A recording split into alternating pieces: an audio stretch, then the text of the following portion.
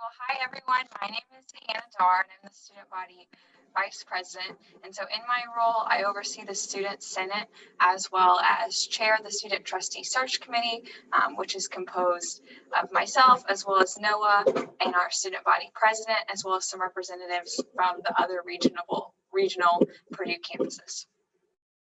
And hi, everyone. My name is Noah Scott. I am the current student trustee here at Purdue. Like Hannah mentioned, also a member of the search committee. And just to kind of preview, I tried to break our presentation into some different sections so that if you were to go back and reference this presentation, which will be sent out to all of you who attend this call out, that'll hopefully break it up into some more digestible bites. So to kick it off, we'll start off with first an explanation as to what the Board of Trustees is, because it differs from school to school. Some of you have heard of a Board of Trustees, a Board of Directors. They're very similar in function, but I'm going to go ahead and explain it from a base level to hopefully give you a good baseline. So the real definition of it is it's Purdue's chief governing body, working with the president and senior administration to conduct strategic planning and oversee an oversight to ensure the fulfillment of its mission. And what that means in layman's terms effectively is that it is the highest body at Purdue in terms of authority. The best analogy that I give to people is if you think of Purdue in terms of leadership as a pyramid, with the president being the capstone of the pyramid, the Board of Trustees is the clouds that sit above the pyramid. Whenever they are present, they are the highest you can get, but they are only there frequently, not all the time. The board is not involved in day-to-day activities. Rather, it meets 6 times a year and is a long-term strategic body, but it is the highest authority that you can get. And so the makeup of the board consists of 10 members, with one of those being the student trustee. And that is something that is codified in Indiana law. Every public university in the state has a student member.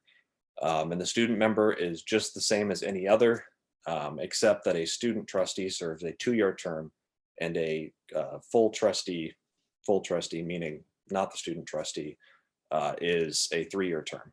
Other than that, I hold the same amount of voting power or regular power as any other trustee. That is really the only differentiator.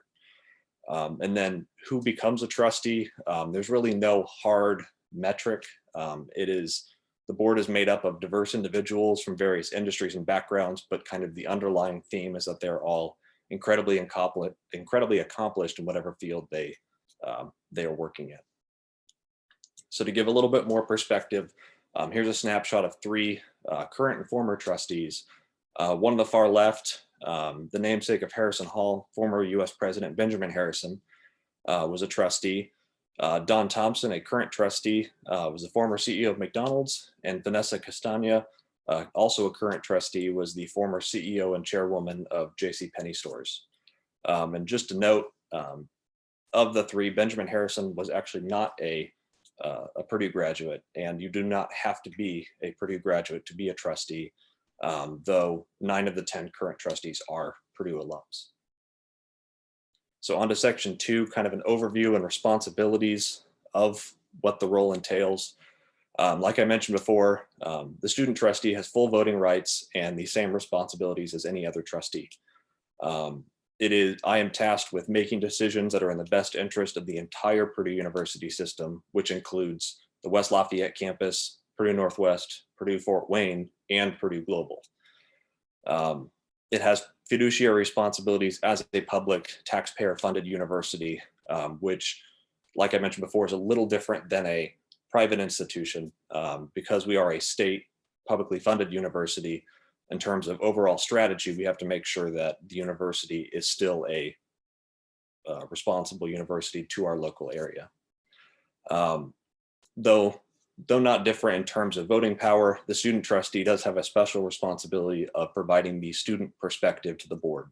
And what that means is that on issues, for example, of switching to the new learning management system from Blackboard to Brightspace, many of the board members looked to me to kind of represent many of the perspectives that students had when we're looking at switching to a new system.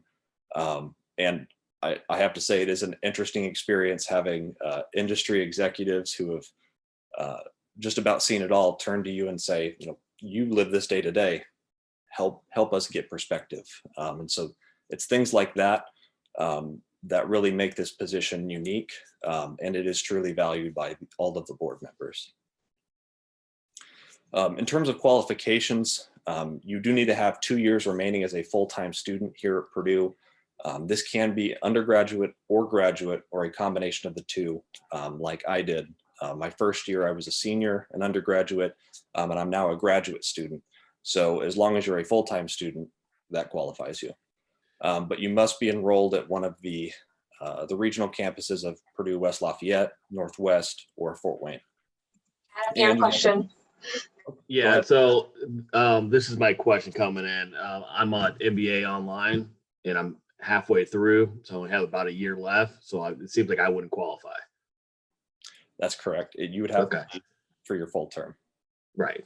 Okay. So I guess it kind of hits there, but I appreciate it. I guess I don't need to hear you more. I'm well aware of the trustees and what the roles are. And by the way, congratulations for you being on it. It's awesome. I've met probably 4 or 5 trustees from the Alumni Association, and they're pretty special people. So congratulations. I appreciate your time and best of luck. Yep. Thank you, Adam. Appreciate it. Yep. But then besides that, just being in good standing with the university just about does it. So to try to kind of quantify the time commitment is a little difficult. As Hannah could probably attest, student government leadership positions kind of share that with my position, in terms of you have set mandatory time commitments, which I'm covering on this slide, but on the next slide, I'll touch on a little bit of more of the abstract variation. So in terms of what you're expected to do, is 2 days of orientation. Daily and weekly responsibilities include reading up on daily press briefings and emails, meetings with various administrators, and like I mentioned, working with student governments of all the campuses. The board does meet 6 times a year, each in 2-day increments, and you are occupied for those entire 2 days. So if that means that you have classes, this would take precedent over that, and you would have to work that out with your professors, because it is a 8 a.m. to sometimes 8 p.m. commitment for 2 days. But I really enjoy it. It has a lot of, you get a lot in those 2 days, but it is quite the experience. But it is a lot in 2 days. In terms of, like I'd mentioned, the abstract or more miscellaneous time commitments, you would be asked to kind of advise other members of the board or administration, and that I can get random calls from President Daniels or other trustees on different topics. You just have to be ready and educated on these different issues going on campus to speak to that. Commencements, one of the, I say, perks of the position is you get to sit on stage with the platform party during commencements. Typically, we try to have at least one trustee, if not more, at each of these commencements. But I've gone to them all, and they are one of the coolest experiences that I've had at Purdue. So highly recommend. But those are technically optional. And then representing the university at events, that's just a snapshot of various things as kind of an example of what that might be. This afternoon, I attended the groundbreaking for the new band building, Hagel Hall, representing the board. And that just came up earlier this week. So that's something that there are planned events, but you may just be asked on a whim to kind of represent the board. And then should the chairperson ask, you may be asked to represent the university in various media appearances. You don't need to know every single committee of the board while you're applying, but it is good to note that the student trustee of the 5 committees on the board serves on 2 of them. Those being the Academic and Student Affairs Committee, which works closely with Provost Ackridge, and the approval of degree programs, promotions, and anything really student affairs related. And then Physical Facilities, which includes infrastructure, new buildings, renovations. So for example, again, the Hagel Hall, construction came through the Physical Facilities Committee. So working closely with Mike Klein, the head of physical facilities, the university master planners, the architects, is all encompassed in that committee. But technically that is subject to assignment by the chairperson, but historically the student trustee has always served on those two committees, as far back as I can at least have researched. And then a kind of a quick compare and contrast to what my role looks like versus something like the student body president is kind of this chart. I would say this is probably the best thing to take a look at if you're really considering going for the position in terms of getting a snapshot of some quick bullet points. I won't go through everything, but the highlighted and bolded parts are things to note. The student trustee oversees the entire Purdue University system, whereas the student body president really focuses on one campus, or their each respective campuses.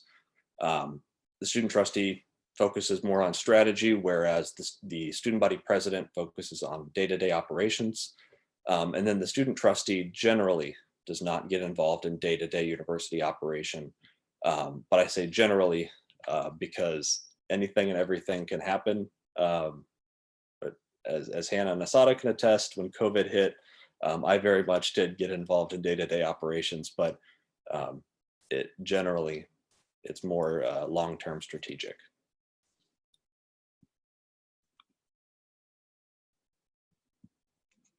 I'm going to talk a little bit now about the selection process. So kind of the general timeline for the selection process is, so we have an initial application, and that's due January 29th at 11:59 p.m. Eastern time. And so, as I mentioned earlier, we have a search committee that's made up of undergraduate and graduate students, as well as representatives from all the campuses. And so I will compile all these applications into packets, anonymize them, and give them out to the committee, and the committee will come together and review them and make selections on who we'd like to interview. So that moves on to the interview. So in February, the candidates for interview will be invited, and then the interviews will likely happen the very end of March, or we're looking at April 3rd. And so those, depending on the circumstances, we're hoping to be in person, but could be virtual. And so that interview process will narrow down all of the candidates who've applied to 10 finalists. And so then those 10 finalists are sent to Governor Holcomb's office, and he makes the final selection.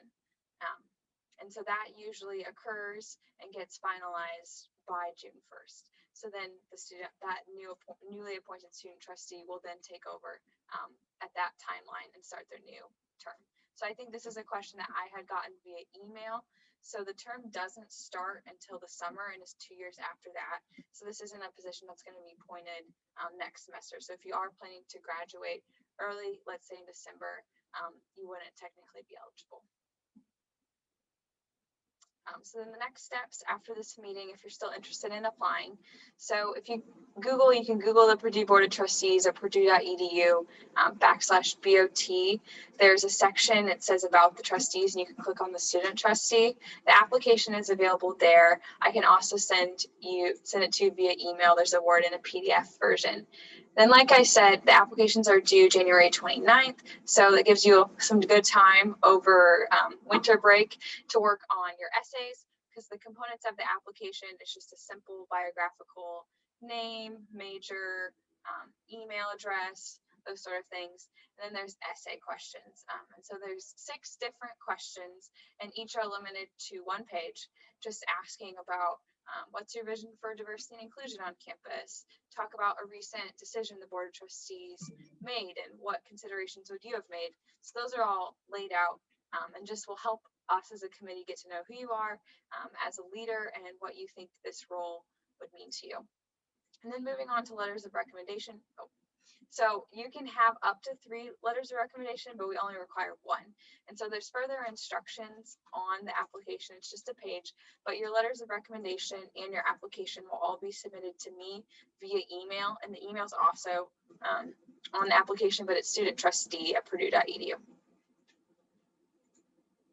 So just some tips for your application: be thoughtful and thorough in your answers. Take some time to think about it and reread it. Be sure to highlight the different skills and experiences you've had, whether that be with volunteer organizations or clubs on campus. Maybe you were a TA or you had an internship that helped develop your leadership. Just remind your recommenders about your accomplishments, provide them with an updated resume, and also make sure you give them adequate time to write their letter, and then spend some time researching what the current strategic plan is, and then what elements of Purdue being a public school and a land grant school are special and are affected, and the Board of Trustees is affected by the Board of Trustees. And then again, just show your interest in the position and what it would mean to you to hold, and how you think you can represent the student perspective, and be yourself. And then some other just opportunities. So there's publications that come out. So you can look at Purdue Today to learn about the news. It comes out every weekday about what's happening at Purdue, where's Purdue been in the news, what research projects are going on. You can also learn about actions the Board of Trustees is taking. The Board of Trustees has a very thorough website that gives the minutes for all of the meetings, recent decisions, information about the current trustees. So again, you can check that out at purdue.edu/BOT. And then there actually is a Board of Trustees meeting coming up very soon in the next couple of weeks. So December 3rd and 4th. So like Noah said, the first day is usually a closed door session and the second day is an open door session. So the second day, that December 4th day, you would be allowed to join that meeting virtually and just observe, see what the Board of Trustees is working on, as well as just how the meetings flow. And so if that's something you're interested in, you can reach out to Janice, who's the corporate secretary of the board.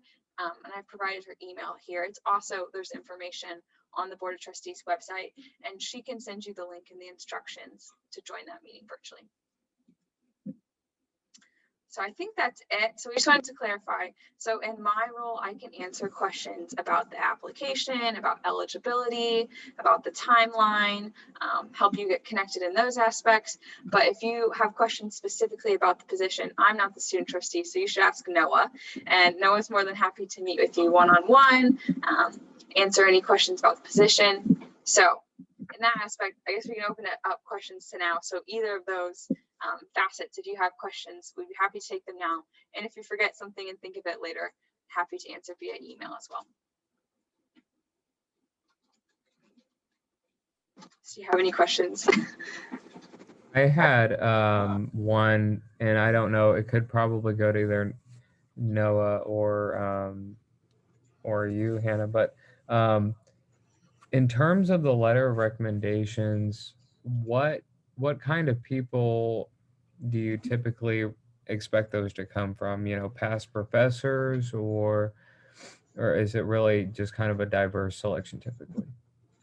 It can come from anyone who you think can speak of your qualifications well and knows you well. So if haven't been at Purdue very long, it can come from a high school teacher, it can come from a volunteer organization, it can come from a professor, it can come from a religious organization. So anyone who you've worked with closely, who knows you, who can speak of your interest and your qualifications.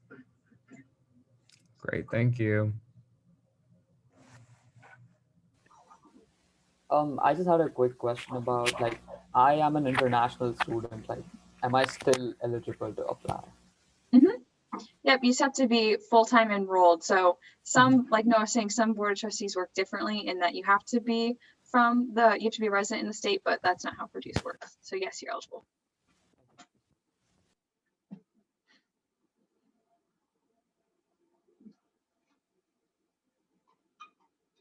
Yeah, I think I'm good for now. Okay. Yeah, I don't have anything else, but I just wanted to thank you guys for holding this. Yeah, I think I'm going to move forward with it. So I look forward to, I'm sure I'll be asking questions throughout it. You know, they always come up. So yeah. Great. Well, I have your email, so I can follow up with a link to the YouTube video and the slides, as well as I'll attach the application again if you don't already have it. So you'll know how to reach Noah. Yeah, that would be so helpful. Yeah, that'd be very helpful. Anything else to add, Noah? Nope. I think just reflecting on going back through the process myself, I would say my advice would be when you're filling out your application, just reiterating, be yourself. Don't write what you think we want to hear. Be yourself, be genuine. That prevails, but also we've tried to structure the PowerPoint, like I mentioned, to hopefully help explain a lot of it. And I would encourage you, as you're going through your application, make sure to look back through it because we tell you a lot of the key points. Like I said, I'm happy to meet with anybody and share more perspective on the position. But a lot of what you will need, or most of it, is in that PowerPoint.